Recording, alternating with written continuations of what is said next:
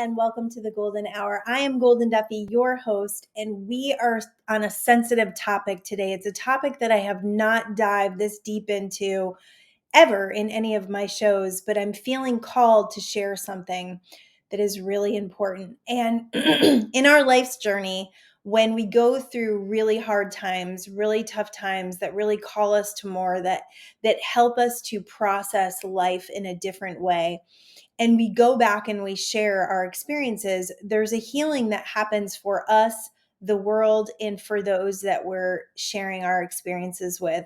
So, in that, I set the intention for this show for a healing experience for all of us and for us to come to new understandings in the world in which we live, where we are not relying on outside sources to heal, but we're actually going within and understanding that we have the power. We have the power to heal ourselves. Our children have the power to heal themselves. They have the power to navigate this world without outside substances or sources or anything that's needed or necessary. We are all on a spiritual journey. We are all here to experience life to the fullest, with the ups, with the downs, with all the things that we are walking through and navigating. As parents or as caregivers of children, people that are younger than us, there's a deep understanding that needs to happen that we are all on a path, that we all have our very own individualized journeys. Now, my belief is that our children have chosen us to come into our experience and be parented by us. Now, in parenting, I like to share that we aren't here to necessarily mold our children and force them into being good people. We are here to grow with them, to learn with them, and expand. And if you've been a parent for any amount of time, and you're awakened, you will understand that a lot of what your kids do is brought to help you heal as well, to help you expand and grow as well. We are not here to save them. We are not here to protect them from all the evils of the world or to make sure that they are always safe, because the idea of that is, first of all, it's an illusion. We can't protect them and save them from every terrible thing in the world, because they have their own journeys and they're going to grow up one day and they're going to leave you. That's just the nature of what we want for them. We want them to be independent. We want them to know who they are. We want them to know their own voices, to know their own feelings, to know their own guidance. We don't want to necessarily set up relationships of codependency with our children where they can't make their own decisions. That happens a lot. And I see it in a lot of adults who have really relied on other people's advice and other people's voices and never come to a knowing and a trusting of their own inner voice. I think as a mother, that is the number one thing that I have wanted to pass on to my children, is for them to really connect with their inner voice. And let me tell you, it hasn't always served me. One daughter moved across the country because she was listening to her voice. I have another daughter who lives in another state because she was listening to her voice. So it's not always going to be what our agenda is or keeping them to us, but that's not what we're supposed to do. As parents, we are here to guide. We are here to grow with them. We are here to expand with them. And we are here to let them figure out life, navigate life, not to keep them from making their own mistakes. I remember as a teenager, one of my most frustrating things was that my parents were always so afraid that I was going to make a mistake. They were so afraid that I was going to get hurt, or they were so, all of that fear. If you're parenting from fear, it's not great, because you're passing that fear on, first of all, to your children. And I teach universal law. If this is the first show that you're catching, you can go back. There's lots of golden hours. If you're on my YouTube channel, you'll find all of my podcast episodes. And I do share a lot about parenting, growing spiritually, universal law, mindfulness, meditation. But in universal law, the idea is law of attraction says like attracts like. So what we focus on expands. So as we put that energy towards our children, oh, be careful of this and be careful of that and be careful of this, we are actually putting things in their experience that they could be creating from our fears. My daughters used to say all the time, and I've been teaching them this stuff since I learned it 12 years ago. They would say, Mom, don't put your fears on me, because I'm human and I'm a mom. And of course I have, I don't want this to happen to you. But anytime we're focused on what we don't want to happen to them, we are expanding that. We are putting our attention on that. We are letting that grow. So a little bit of quantum physics, in case this is the first show you're catching of mine.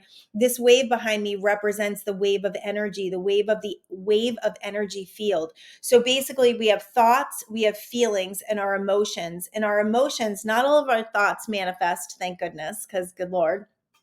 But what does manifest are our emotions, because emotions are energy in motion. So you have a thought, you have a feeling, you have an emotion, you have a belief that starts to go out into the wave. And as that wave gets stronger and stronger, it breaks down and becomes physical matter in our experience. So we start to get evidence of our feelings, of our beliefs. That's why bad moments turn into bad days for people, because they're so focused on that bad moment. They tell everybody about it, right? It becomes their whole day because they have focused on that one moment.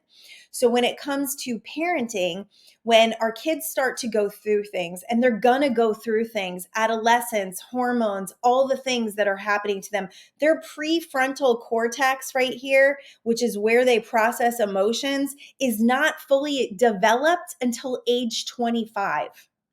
Yeah, so you got young adults, 19, 20 years old. That is probably one of the most that I've seen with my kids, was one of the most challenging times, when they are trying to find their identity in the world and they're trying to figure out who they are. And many of these kids are, pushed into college, where now all of a sudden they have all this freedom. And if you've been a helicopter parent, if you've had this codependency relationship, they don't have the skill level, they don't have the inner guidance connection to really make these solid decisions. So I think the number one biggest thing we can do is help our kids to figure out that inner guidance, to really connect with what's going on within. What is my heart saying? What are my emotions? What am I feeling? Because, we live in a society where we're working on distraction all the time. We're distracting ourselves from our feelings through social media, through television, through, shopping, through drugs, through alcohol, through all the things. And because of that, we have lost that deep interconnection to our spirituality, to our higher states of consciousness, to the truth of who we are. So if you are in a situation where you've got a child in your experience, young adult, teen, adolescent, even younger, that is having issues, having challenges processing emotions, it's normal. It's normal. We need to normalize this. We need to normalize the fact that our kids have negative emotions, that we have negative emotions, and we've got to work on processing them versus distracting ourselves or taking a pill so we don't feel. That's some of the things in here you may not agree with on me. And I say this all the time, don't throw the baby out with the bathwater. Just hear me out, because there are seeds in here that need to be planted if we're going to become a more powerful society, and if we're going to take our power back from the drug companies and all of these people that keep telling us that we are not okay. They keep telling us that we cannot heal. If you ever study Dr. Joe Dispenza, Greg Braden, Bruce Lipton, these are incredibly brilliant scientists in the world that will tell you our bodies are healing mechanisms. Our cells replenish every couple of days. We have the potential to heal ourselves and not reach outside. Now, when it comes to parenting, I want to connect with your inner guidance on this, because if your inner guidance goes against what I am saying, I want you to follow your inner guidance, because every child is different and every situation is different. And what I did with my kids may not be the route that you want to take, but I will tell you this is probably going to be a pretty long show. I'm going to try to keep it to the hour. I'm going to tell you all of the experiences that I had and the do's and don'ts that I did, and what I learned along the way of getting hyper involved and hyper concerned and hyper worried, and how it stagnated. I felt the process. Now, the process is the process. I'm not going to beat myself up for what I experienced, because now I know, and now I can share that. Okay. understanding that your child has their own journey, and if they are experiencing feelings of pain, if they are cutting, if they are suicidal, if they have shared with you, first of all, that they want to hurt themselves, that is a huge win. Because if they are communicating to you, that means they are open to solutions. They would not be communicating with you if they were planning on ending their life. Okay, so that's number one. It's a really good thing that they communicated with you. So feel some gratitude for that. If they won't open up to you and tell you how they're really feeling, just relax. You don't need to force that, and trying to force that is going to make them dig their heels in even deeper. Just continually remind them that you are there for them, that you love them, that if they need a hug, you're here. If they will hug you, hugging releases oxytocin, serotonin, all of the good hormones. So if you can get them to hug you, hug them. We hug in my household a ton. At least 3 or 4 or 5 times a day of each person we hug, because we know how important hugging is. We know how important that connection is. We know how important it is to feel that love from another person and to know that you are not alone. That's what hugging is. It's knowing that you're not alone. So if they'll let you hug them, if they won't let you hug them, squeeze their hand, touch them in some way. If you can touch them, that human touch. Think about this. This is crazy. They've done studies of babies that were not loved, they weren't held, they died. The babies died because we need human connection, we need touch, we need love, we need to feel like we are a part of something. Love is what makes us thrive and grow. So our answer is always add more love to the situation. Okay. All right. So, a note of feeling too much of their pain. So, this was something that I definitely walked through. So, I'll just share. I'm going to be super vulnerable today, and I'm going to share some really deep stuff with my family. I'm hoping, I believe that my daughters are in a place where they may even come on and share on the show, which I think would be amazing. But I have 2 daughters that were cutting, 2 daughters that were actually 3 daughters that were suicidal, um, 2 with eating disorders that were extremely serious, like almost to the point of hospitalization. So I'm not speaking from not having experience on this stuff. I have walked my several of my children through some very dark and painful times, and not coming out unscathed myself, because it was deep and it was dark and it was painful for me to watch them go through that, but also brought a lot of things up for me that I needed to work on, that I needed to journal through, that I needed to do some energy release work with. So, first of all, when you walk through this much pain with someone, you're always you come from the problem, right? Like you're worried. You're like, this is a parenting thing too, a mom thing especially. Oh my gosh, I got to fix this. I got to figure out how. I mean, literally, these little beings we have grown in our bellies, and every single hurt that they've had and every problem they've had, we have come to their aid. And now that they're getting older, it's a lot more challenging to do that. The bigger the child, the bigger the problems, right? So, in understanding that, if you can work on not being in the problem, I was in the problem so deeply, I couldn't even see out. Like I was up all night worrying. This is when my one daughter was 95 pounds. She hadn't eaten in 6 weeks that I know of. She hadn't touched a piece of food in 6 weeks. And I was so distraught and I was so searching consistently, but I was so in the problem that I couldn't find a proper solution. So if you're doing that and if you are so immersed in their problem and in their pain, know that you can't fix it from there. You will only keep it going, right? Law of attraction, we just keep emulating it because we're magnetizing to it, because we're creating from it, because we're consistently feeling it. So we cannot help them if we feel sorry for them or if we're in too much of their pain. We have to understand, we have to come above it. We've got to get into a higher perspective and go, okay, this is the way they're feeling right now. What is the greatest solution? And getting yourself, if you don't have a meditation practice, I'm telling you right now, that is going to be your lifesaver. I have a group on Facebook. It's called the M21 Revolution. Ask to join. We have free, let me find it. We have free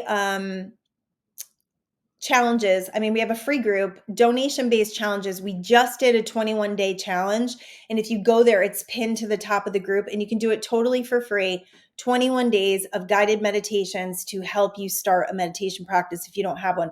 Meditation is going to be your lifeline. I'm telling you, because what meditation is going to do for you is it separates you from your thoughts and it gives you a little bit of space so you don't have to choose those worrisome, anxious, problem-oriented thoughts. You can gain a little bit of space and you can start working on your own healing journey. So you can work on what's coming up for you. You won't connect to what's coming up for you if you're running around trying to fix everybody else. You got to start with yourself first. This is a calling for you to heal something within yourself first. So in that, I did work with some energy healers. Let me tell you, I went to everybody. I did energy healing. We tried several therapists. And I will say, if you're going to do counseling with your child, just really use their guidance, because if the counselor doesn't make them feel better, if you don't notice that they're lighter coming out of those appointments, keep looking, because we had a lot of counselors that just kept perpetuating the problem with them and didn't actually help them find solutions. So we've been through a lot of different therapists. Right now, we're really into energy workers, energy healers. We really love just the release work that happens in the way that we feel after. I've seen energy healers forever, and I love the idea of just moving energy out of your body. So we've done a lot of that. We did not go the medicine route. And one thing about the medicine that terrified me was one is being labeled, first of all, being labeled as, I mean, I have children, you guys, that could have been labeled as bipolar. We actually have, my mother-in-law was diagnosed with bipolar disorder, and only 1% of things are genetic. So I know this, right? These are top scientists in the world that have told me only 1% of things are actually genetic. The rest of them are beliefs and connections to that genetic belief that things are genetic. So I refuse to believe this about my children. The idea of labeling ourselves with something that we don't have the ability to heal is so off to me. It's so off to me that we need to take a pill to be okay is very off to me. It doesn't sit right. I believe in our natural ability to heal. I believe in plant medicine. I believe in being able to course correct, to correct the whatever's going on with our hormones, to be able to do that naturally. Now, if you're being guided towards medicine, I just want you to understand a couple of things. This is not to scare you. I do have several examples of kids who were medicated and actually committed suicide or overdosed because they were taking anti-anxiety medicine, they were taking ADHD medicine, and they were taking antidepressants. These doctors are giving out a lot of things all at once with no understanding of the consequences. So I do know kids who have died from being over medicated or committed suicide because these medications exasperated the thought patterns that cause that. I mean, there's warning labels on a lot of these things. So just do your homework, do your research, and go with your inner guidance. The other piece of this, I talked to a lot of people. I talked to my daughters, I talked to their friends who were medicated, who are medicated. They lose a little sense of themselves. They lose a little bit of their personality, and they lose the ability to really feel like a huge capacity of joy.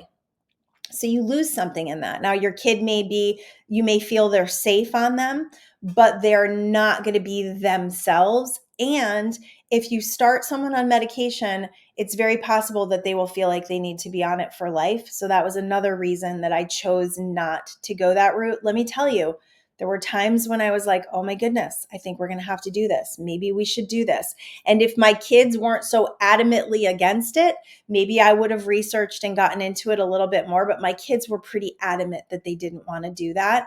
And I respected that. And I also don't believe that there is, a pill to make everything all better. Life is hard. Life is hard. Life is, challenging. There is a navigation process that needs to happen for us to get through that piece of life being hard, that belief that life is hard. Because as a teenager, as an adolescent, they can only see what's in front of them right now. and everything is bigger than it is. It's molehills to mountains to them. So they feel more intensely, especially if you have a sensitive one. I have ones that feel emotions very deeply. That was very hard for me to understand. If you have a child who was overly sensitive as a baby, like to tags or seams in their socks or things like that, they feel stronger, they feel deeper than most people, so they have to be their process needs to be navigated a little differently. So my advice would be energy healers, anyone who can help them to release energy out of their body. Nature is huge. I would take my daughter and we would lay under a tree and we would just lay there and we would either read or just be together or whatever she needed to do in that day. We would lay underneath a tree and she would say to me, "This is the most peace I've ever felt." So if you can get them out in nature, nature is the great restorer. Also grounding, getting their feet on the ground, because we are so disconnected from the earth.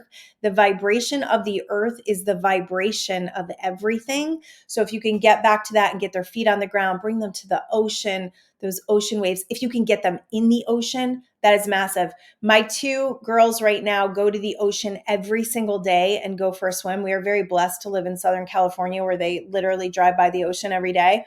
They go and they jump in the ocean every day. That is alchemy. It cleanses your whole soul. Water, showers, Epsom salts, whatever you can do to cleanse them is massive. All right. So just know feeling their pain is not going to help them to navigate it. You got to take a step back. You got to detach a little bit and you got to have some faith. Really have some faith. So crazy story. I'll just share this really quick and then I'll give you all my little tips here, but crazy story. My daughter's in a lot of pain. She is cutting. She is not eating. She is really, really, really, really thin. And it was really hard for me to not see her as that, right? So I keep seeing this and I keep seeing her getting smaller and smaller and smaller. And, they start to get like their shoulders, like you can see their shoulder bones. And it's just, oh my goodness. Like I just get these images of people in the hospital, right? Which is not good. You're projecting what you don't want when you do that.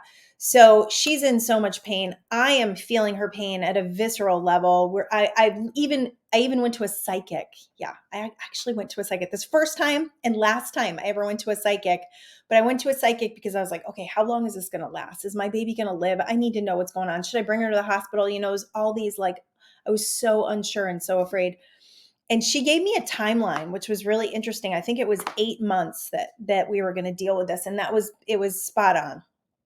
Everything she said was spot on. Now, psychics give us beliefs, right? So I don't know about that. Anyways, so I'm like so distraught. And this is what the psychic tells me. She goes, "You're going to do something with the Rwandan genocide." I was like, "What?" She goes, "Yeah, have you ever heard of the Rwandan genocide?" I'm like, no, not at all. That has nothing to do with me. I was like, whatever. So about a couple days later, I'm so distraught. I don't know what to do with myself. So I go and I get my nails done. And as I'm getting my nails done, I just get this very strong intuition to go to the bookstore. So I'm like, all right, whatever, I'll go to the bookstore. Like I got to go research. I got to go do something. Like whenever I don't have an answer, I will always go research. Like I will look for a book. I will look for guidance. I'm like, give me something, right? So I go to the bookstore and I find myself in front of this book. And I literally walk in the bookstore and something just leads me right in front of this book. And it was called Live to Tell. And I was like, that's weird. And it's about the Rwandan genocide. What? So I opened the book up and the foreword is by Wayne Dyer. And Wayne Dyer, he died on my birthday. I just adore him. You can find him on YouTube. He's written so many books. He's so wise, so incredibly wise. And he said this was the greatest book he ever read on faith. And I was like, okay, I'm done. I'm reading it. So as I'm reading this horrible book about this genocide, I mean, this genocide was incredible, horrible, dead bodies everywhere, something I would never, ever read because law of attraction, I don't tune myself into that stuff. As I'm reading the book and I start to get through it, this woman and 5 or 6 other women locked themselves in a bathroom for 3 months because she was being hunted.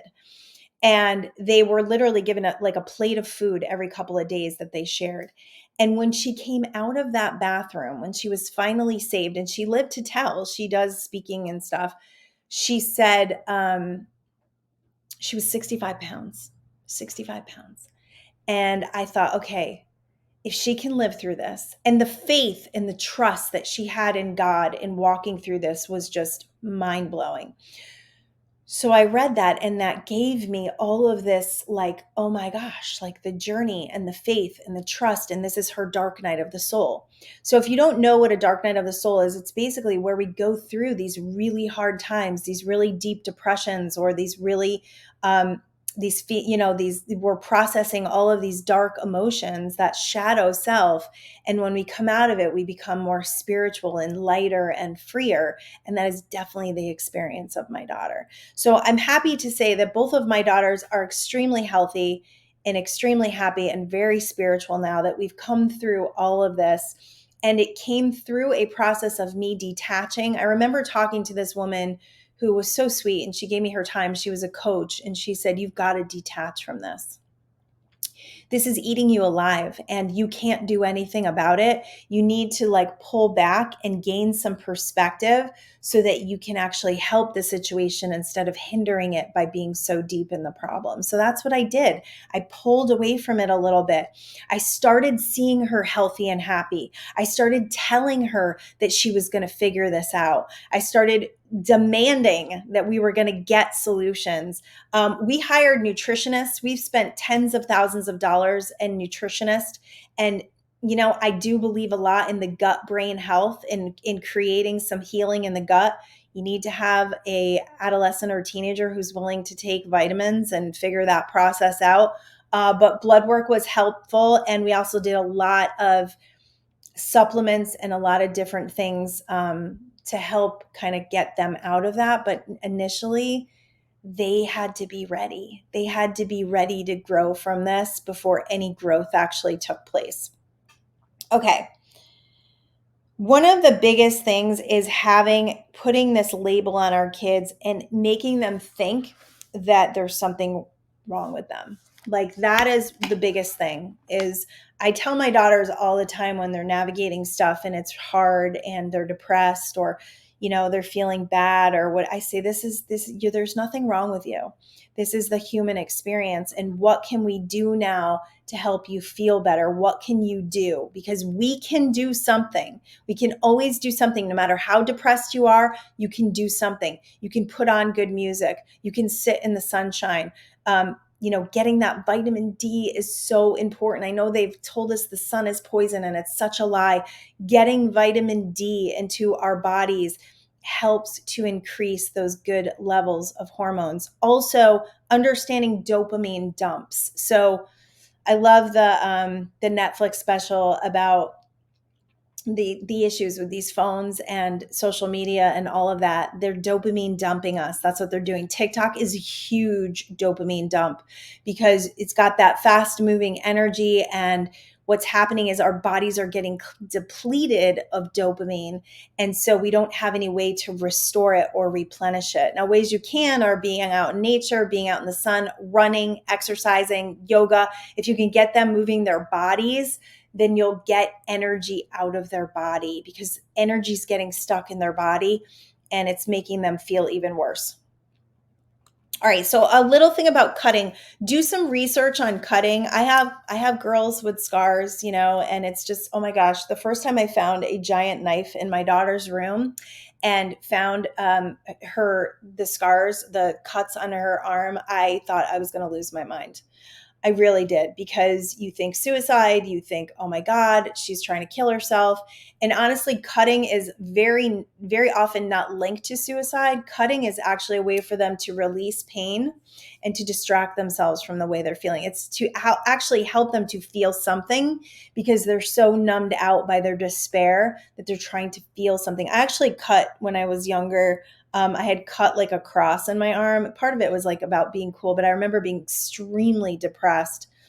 And I remember my dad This is like one really significant thing I remember about being with my dad. And he laid in bed with me and he asked me what was wrong. I was 12 years old. He asked me what was wrong. And I was able to talk to him, like for the first time probably ever, because my parents were disciplinarians. I didn't really feel like I could talk to them or relate to them. And that connection really helped me to heal at that point in my life where I didn't ever do that again. So if they're cutting, research it, research what cutting is about, and help them to understand that there has to be other outlets for them to express they won't carry scars with. So my daughter is actually very kind of proud of them. Like this is part of her story and what she went through. I'm sure she'll get a tattoo and cover them at some point. But if they're cutting, it doesn't necessarily mean they're trying to kill themselves. Now, if they've come to you and they said they want to hurt themselves, that's, like I said, a good thing, because now you've got stuff to work with and now you can open the lines of communication.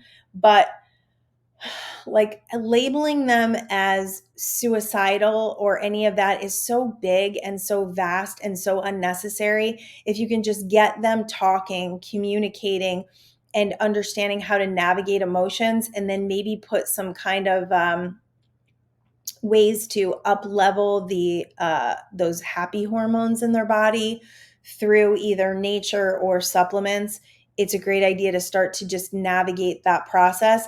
But getting them to communicate is important, but not in an annoying way. You can't be annoying. If you're annoying, they're not going to talk to you. One other big mistake that I made was being hyper concerned.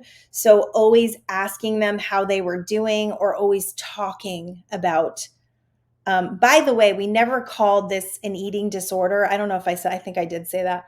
We called it disordered eating because we never wanted to label them as having an eating disorder, because that feels so powerless and that also feels like identity. So be careful what identity they're taking on. So we would call it disordered eating, which is always connected to control. So what did they feel like they didn't have control over in their lives, and helping them to maintain a certain type of control.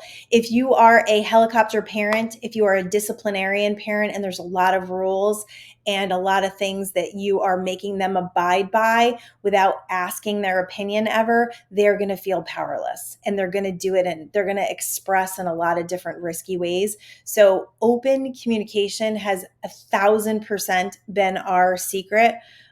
Here is my book on Amazon.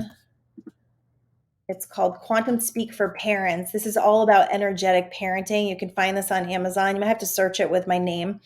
It's all about energetic parenting and how the energy that we present to our kids and how we feel about them and how we look at them and how we talk to them really conducts what happens in our family life and the peace that we experience in our family. If you are consistently looking at your child for what is wrong with them, you are going to keep vibrating with that. You're going to keep tuning into that radio station of what is wrong with them. We have to look beyond that. We have to look beyond that. We have to look for their good qualities. We have to focus on their good qualities. One of my favorite things to suggest is to write a positive aspect sheet on them every day. What's good about them? Have them do that about themselves if you can. What's good about them? It could be little, but if it's something and you tune into that, you'll start to see more of it with them, instead of trying to always course correct them or correct them for what they're not doing right, which actually decimates their self-esteem and self-confidence. When you're constantly picking on your child and trying to make them be a certain thing that they're not, you're totally killing their self-esteem and self-confidence. It's funny. A funny show on Netflix is Unstable with Rob Lowe. And his real son is on the show. It's hysterical, but he does this with his son. He's constantly undermining him. He's constantly putting him down. But they come full circle. It's a really good show to watch. Make your house a place of peace and not a war zone. Good Lord, did we do war zone for a while? Yeah. One thing I learned with one of my daughters long time ago was that anger could actually be a sign of depression. We ended up actually in the hospital with our daughter. She tried to commit suicide many, many years ago. And it was hard, man. That was really, really hard. And I didn't believe her. This is horrible. This is so horrible. Like this is the parenting journey that I've been on. I didn't believe her. I didn't trust her. She got caught at a party. Okay. She got caught at a party and she came home and we took her cell phone away. And it was like we had taken off a limb. That's how crazy she went. And we took her cell phone away. And then it's New Year's Eve. It's freezing cold out. I mean, below zero. We're in the East Coast, below zero. I just make this beautiful dinner for myself, my husband, my daughter, and her boyfriend. And my daughter gets a text from the girl who got caught upstairs saying she took a bottle of aspirin and she doesn't feel good and she thinks she's going to die. So now we have to take her to the emergency room. And I am so angry. Like I was already angry at her. I am so angry.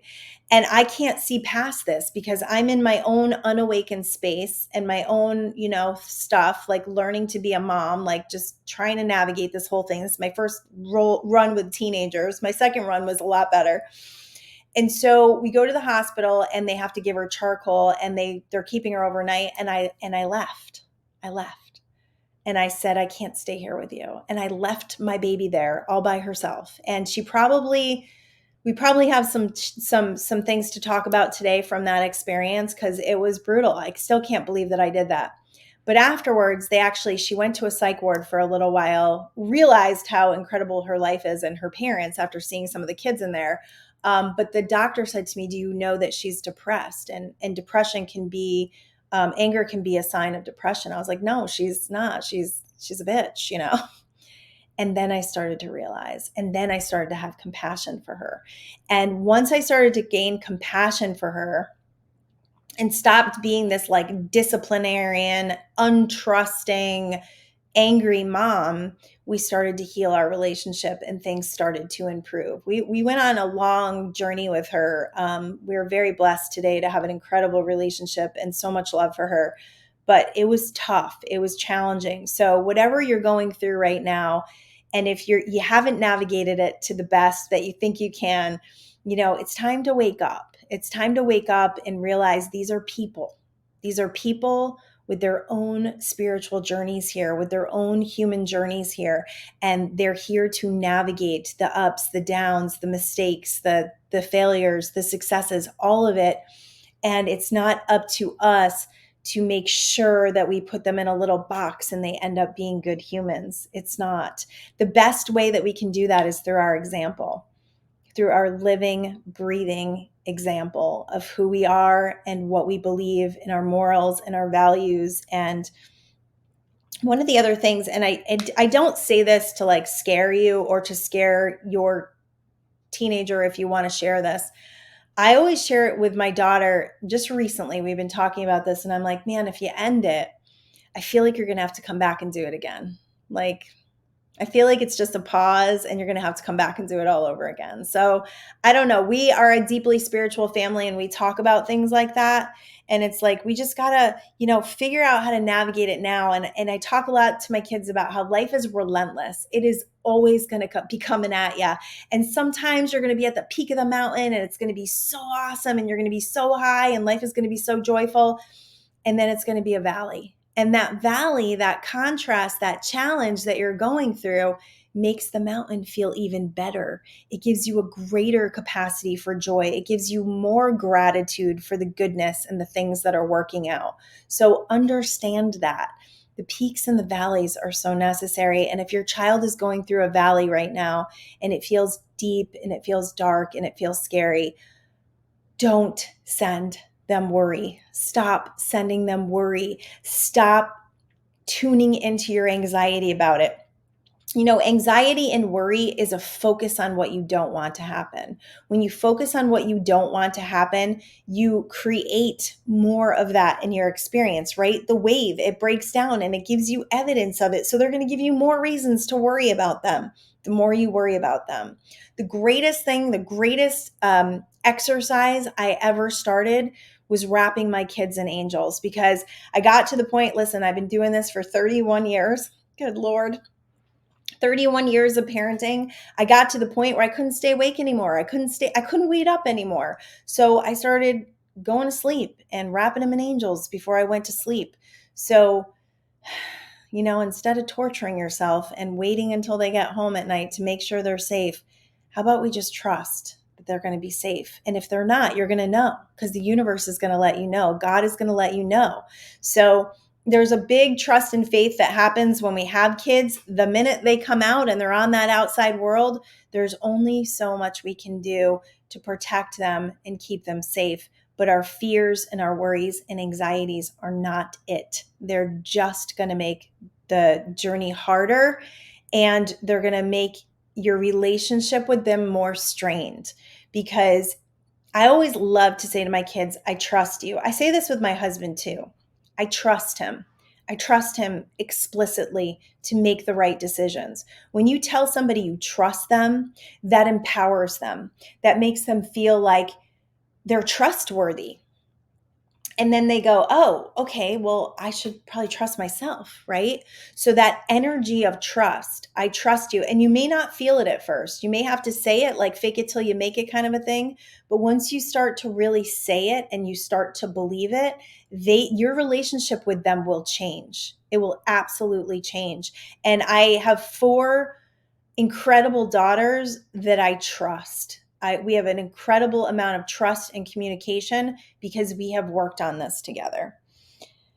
Okay, let me see what I've missed. Yeah, wrapping in angels. That's one of the greatest things I think I've done for everyone, for anyone in your life, anyone who's sick, anyone who's going through something.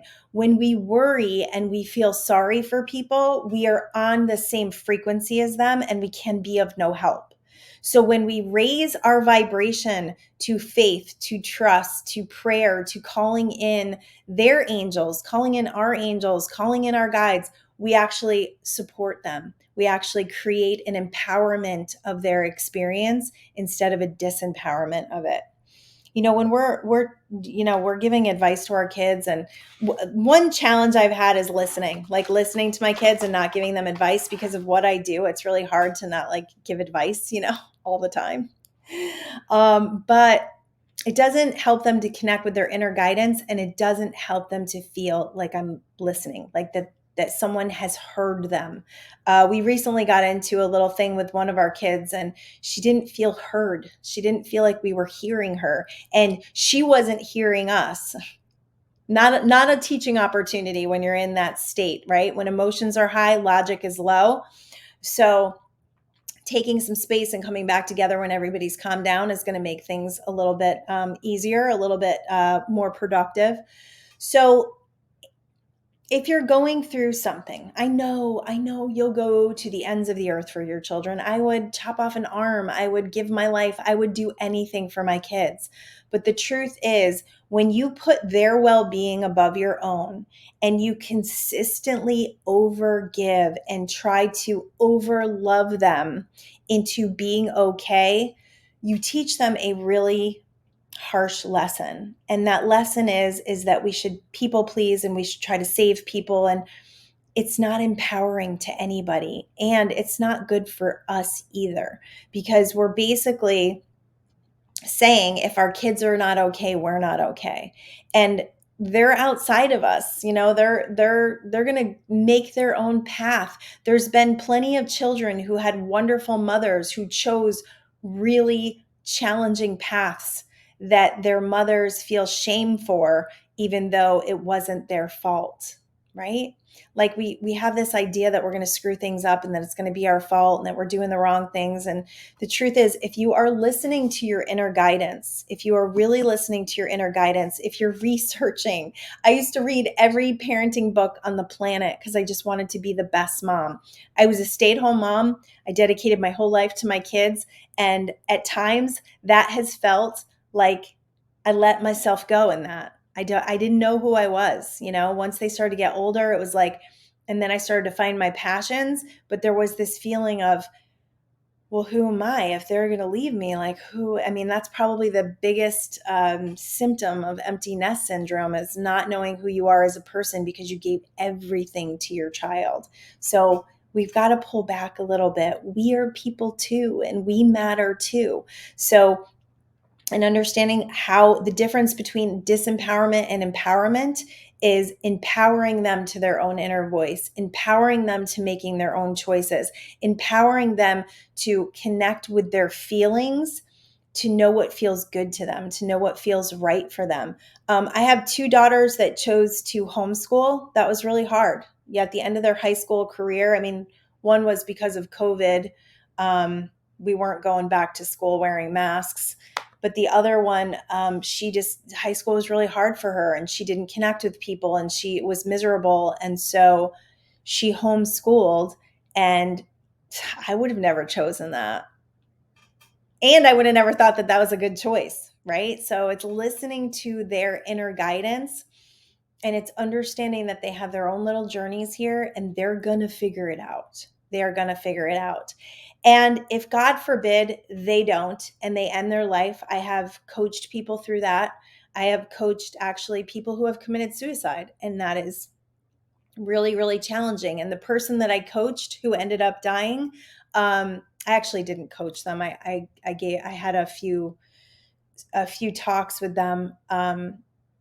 They were in a lot of pain. They were in a tremendous, tremendous amount of pain. And there was no other solution for them. No matter what I said, no matter what their mother said, no matter what their father said, that was the journey that they were on. So you can do all these things, but if you're doing it out of fear that they're going to do that, that's the energy that you're promoting. So I've seen a lot of kids manipulate their parents with that one too. So just be aware that the journey is the journey. And whatever happens, it's part of all of our spiritual journeys to walk through. And when you wrap your kids in angels and you see them as well, I believe that's what's going to happen. I really do. With all of my heart and all of my soul, watching my kids walk through so many hard things. I've actually walked people through, I had someone with me for a while who had an addiction to heroin, and watching him and telling him how much I loved him and hugging him and bringing him into our family and sharing, the goodness that is him, the brilliance that is him, and telling him how good he was. It didn't end well. He ended up leaving us, but he did end up getting off of drugs and joining the military. So it did end well. For our relationship, it did not, but I still send him love and I still wrap him in angels. And I do believe that was a success. So if that's what you're going through, heroin's tough, man. Like those massive drugs that put in a lot of that really deplete people's good hormones, and it alters you for life. But it's not impossible for them to get off, but you've got to stop beaming the light of there's something wrong with you and start figuring out what is right and working from there. And they have to be willing. They absolutely have to be willing. I will say, I feel like love is the answer. Anytime you are struggling with anything with your kids, apply more love. That has always been our answer. Love them more. It's funny because I've had people in my life who actually are not there anymore that thought that we really spoiled our children, and and by spoiled, I think the idea is that we love our kids, like we really, really love them. We don't overindulge them. We don't give them too much. In fact, now we're at a point where we let things manifest for them. We don't just swoop in and save them. We really do let things manifest. We say, all right, let's see what manifests from this. We got your back. If you need us, we got your back. But we don't just like hand over the money all the time, because that doesn't teach them anything. That doesn't teach them to be a powerful creator. So we're like, all right, let's see. Let's figure out what you want. Let's write it down. And then let's see what manifests. And like 9.999% of the time, they end up figuring it out and manifesting it. And then they feel really proud of themselves without us swooping in and trying to save them. And we've said, we've done it because we're parents and we're processing and we're trying to figure this thing out. And we want our kids to be happy and we want our kids to be okay. But we also want our kids to navigate this experience without causing detriment, without giving them labels, without giving them medication, without giving them crutches. We want them to navigate life so that they can come out of this and awaken to their own spirit, to their own spirituality. And that's definitely what's happened in our family. All right, let me see if I missed anything. Woo! All right. Remember, we are our children's greatest examples. So if you are having issues with your own emotions, if you are having issues with substances, if you are having issues with dopamine dumping, all of those things, they are watching you. If you are not getting out in nature, if you are not being in the lightheartedness of life, if you're stressed, if they walk into your house and it's a dark and gloomy and disorganized place, that's huge. I shared a while ago that my daughter's room was a disaster. Like, I used to take pictures and show it to my friends because it was such a disaster. Like, you could not see the floor. There were things from floor to ceiling. I mean, it was just crazy. And now her room is probably the most spiritual, most peaceful place in the house. So what's going on internally will show externally. So if your house is a mess, let's start there. Let's start with getting organized. Let's start with getting spaces that feel better. Bring crystals into your house. Bring plants into your house. Bring the life into your house. Turn off the electronics and the noise all the time. Put on really good music. Super into stick figure, super into the elevators. I love music that's high vibe, that has a message. Put that on in the background. Dance in your kitchen. Dancing is one of the greatest ways to release energy. If you can get them dancing, it is such a win. My daughter is a hip hopper, and let me tell you, when she dances, that's when she feels alive. So find what makes them sing, find what makes them feel alive. I have another daughter that's gotten back into art, and she's making all these really cute things. She made this incense holder and this little mushroom. So she's like, oh my God, I'm loving art. So I'm going to have her paint a wall outside. Like, we have all these ideas. Art, creativity, writing, expression. That helps move energy out of the body, and it helps to give them a purpose, help them to find a way to be useful, whether it's through a job or through helping around the house. I mean, I know it's hard to get teenagers to do things, but help them to feel useful, whether it's, volunteering for little kids or anything you can do that will help them to feel like they're a part of something and that life makes a little bit of sense, right? Right? I know, because it doesn't always make sense to us. So also relating to that, sharing with them your struggles. If we're always looking so perfect, there's a show out, a movie out with Steve Carell called Beautiful Boy, and his son was a drug addict. Amazing story, by the way. And one of his son's biggest issues was that he felt like he was shadowed by his dad. His dad was so amazing.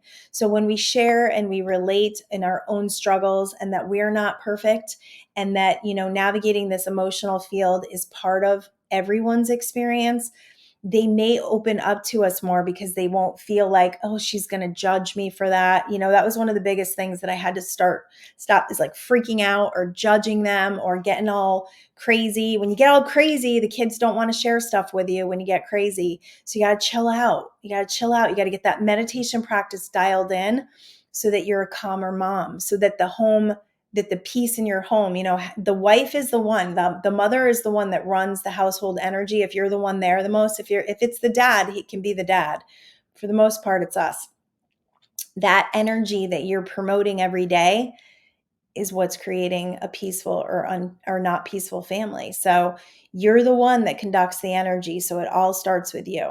So that's my show for today. I hope that was helpful. I have a couple other books out. Mindful Manifestation Secrets Daily Guide and Journal will help you in journaling and clearing. Maybe buy this for your teenager. It's a great book. It's on Amazon. A beautiful, beautiful book that will inspire their journey, maybe to read. And to write. It's all about universal law. And then there's tons of journaling and affirmations. It's really just a beautiful book. My other book is Mindful Manifestation Secrets, that will give you kind of the beginning story of law of attraction and how we sold everything we owned. We lived in Connecticut and moved to California and followed our dream, and how we did that and how to manifest energy. Those are all available on Amazon. Mindful Manifestation Secrets Daily Guide and Journal, and Mindful Manifestation Secrets. And M21 Revolution is on Facebook. If you want to learn to meditate, I highly recommend this group. It is such a beautiful community. There's a couple hundred people in there that all love and want to live an amazing life, an incredible life.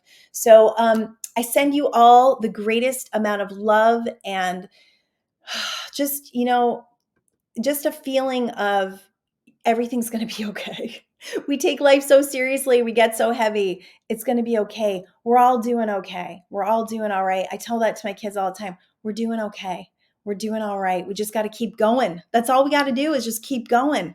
Keep reaching. Keep looking for reasons to feel gratitude. Keep looking for the beauty of life because it's precious and it's there. And keep loving one another. It's so important. All right. Love y'all. Peace out.